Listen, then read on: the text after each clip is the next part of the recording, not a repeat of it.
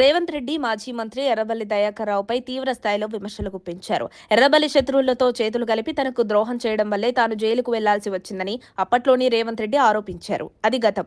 ఇప్పుడు తాజాగా వరంగల్లో తెలంగాణ సీఎం రేవంత్ రెడ్డి సభ నేపథ్యంలో చేసిన ఘాటు వ్యాఖ్యలపైన బుధవారం హనుమకొండలోని తన నివాసంలో శాసనమండలిలో ప్రతిపక్ష నేత మధుసూదనాచారి మాజీ ఎమ్మెల్యేలతో కలిసి ఎర్రబెల్లి విలేకరుల సమావేశం నిర్వహించారు.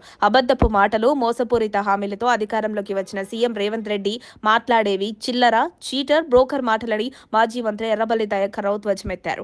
కేసీఆర్ అనే మొక్కను తెలంగాణ గడ్డపై మళ్లీ మొలకెత్తనివ్వమని హనుమకొండలో జరిగిన ప్రజాపాలన విజయోత్సవ సభలో సీఎం రేవంత్ రెడ్డి చేసిన వ్యాఖ్యలపైన మాజీ మంత్రి ఎర్రబెల్లి దయాకర్ రావు ఆగ్రహం వ్యక్తం చేశారు.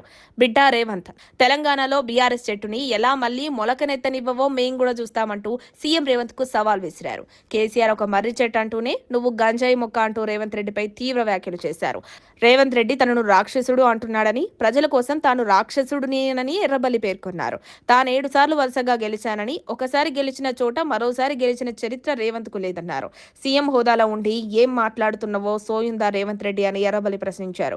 ప్రజా విజయోత్సవ సభలు పెట్టడం కాదు, నిన్ను గెలిపించిన నీ సొంత నియోజకవర్గ ప్రజల సమస్యలు పట్టించుకో అని సూచించారు. నిన్న సీఎం సభకు మంత్రి ఉత్తమ్ కుమార్ రెడ్డి, తుమ్మల నాగేశ్వరరావు, ఎమ్మెల్యే దొంతి మాధవరెడ్డి నీ సభకు ఎందుకు హాజరు కాలేదో చెప్పాలని ప్రశ్నించారు. సీఎం అందరినీ ఏ మాత్రం కలుపుకొని పనిచేస్తున్నాడో నిన్న సభతో అర్థమైందన్నారు.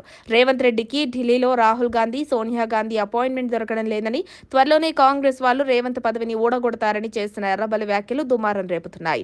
రేవంత్ రెడ్డి తెలంగాణ ద్రోహి, అసలు రేవంత్ రెడ్డి తెలంగాణ ఉద్యమంలో లేరని, కాళోజీ గురించి రేవంత్ రెడ్డికి ఏం తెలుసని ప్రశ్నించారు. రేవంత్ రెడ్డి చేసేవన్నీ కేసీఆర్ పథకాలేనని పేర్కొన్నారు. ప్రజలను కోటీశ్వరులను చేస్తానని చెబుతున్నాడని, కానీ ఆయన బంధువులనే కోటీశ్వరులను చేస్తున్నాడని విమర్శించారు. నిన్న వరంగల్లో జరిగింది వంచన సభ అని పేర్కొన్నారు. ప్రజలకిచ్చిన 6 గ్యారంటీలలో ఏ హామీని నెరవేర్చారో చెప్పాలని ప్రశ్నించారు. తుమ్మితే ఊడిపోయే నీ పదవి అంటూ మాజీ మంత్రి ఎర్రబెల్లి దయాకర్ రావు రేవంత్ భజన చేశారు. వరంగల్ సభలో రేవంత్ రెడ్డి తన స్థాయిని మరిచి కేసీఆర్ పై అనుచిత వ్యాఖ్యలు చేశారని మండిపడ్డారు. మంత్రులు, ఎమ్మెల్యేలే ఆయన మాట వినడం లేదన్నారు.